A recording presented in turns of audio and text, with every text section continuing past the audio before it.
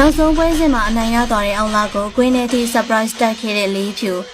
ကတော့မြန်မာနိုင်ငံရဲ့ရောဂါကြီးဖြစ်ကအနုပညာလောကကနေနားနေခဲ့တာကြာပါပြီလူရှိကိုမထွက်တာကြာပြီဖြစ်တဲ့လေးဖြူကဒီနေ့မှာတော့အောင်လာရဲ့နောက်ဆုံးပွဲမှာမြင်တွေ့ခဲ့ရတာဖြစ်ပါတယ်အောင်လာကဒီနေ့မှာတော့သူ့ဘဝအတွက်နောက်ဆုံး fighter ပွဲစဉ်ကိုကျင်းပခဲ့ရမှာဆွေဒင် fighter နဲ့ fight ခဲ့ရဖြစ်ပြီးတော့နောက်ဆုံးပွဲစဉ်ဖြစ်တာကြောင့်လာအားပေးရဲ့ပရိသတ်တွေကလည်းတခဲနဲ့ဖြစ်နေခဲ့ရပါနမိတ်အောင်အတိတ်ဆောင်သလိုပဲအောင်လာကသူပြောခဲ့တဲ့အတိုင်းနောက်ဆုံးပွဲစဉ်ကိုအနိုင်နဲ့ပွဲသိမ်းသွားခဲ့ပါပြီအောင်လာရဲ့နောက်ဆုံးပွဲစဉ်မှာပို့ပြီးတော့အင်အားသိမ်းရစီတာကတော့လေးဖြူကိုယ်တိုင်သွားပြီးတော့အားပေးခဲ့ရပါပရိသတ်အနေနဲ့တင်မဟုတ်ပဲလေးဖြူကအောင်လာအတွက်သူ့ရဲ့အောင်မြင်ဆုံးသချင်းတစ်ပုဒ်ဖြစ်တဲ့အမဲလိုက်အကားနဲ့သချင်းနဲ့ဖြောပြခဲ့တာဖြစ်ပါတယ်ပရိသတ်တွေကလည်းအမဲလိုက်အကားကိုတခဲနဲ့လိုက်ဆိုကအောင်လာကလည်းသူ့ရဲ့လက်ဝဲထိုးကွက်တွေနဲ့တရုပ်ပြပြီးတော့ပရိသတ်တွေကိုနှုတ်ဆက်သွားခဲ့ပါပြီနိုင်ပွဲနဲ့ပရိသတ်တွေကိုနှုတ်ဆက်သွားတဲ့အောင်လာပေါ်မှာခန်းစားချက်လေးတွေကိုပြပြခဲ့ပါအောင်ရှင်ကျေးဇူးပေးခဲ့လို့အားလုံးကိုကျေးဇူးတင်ပါတယ်ရှင်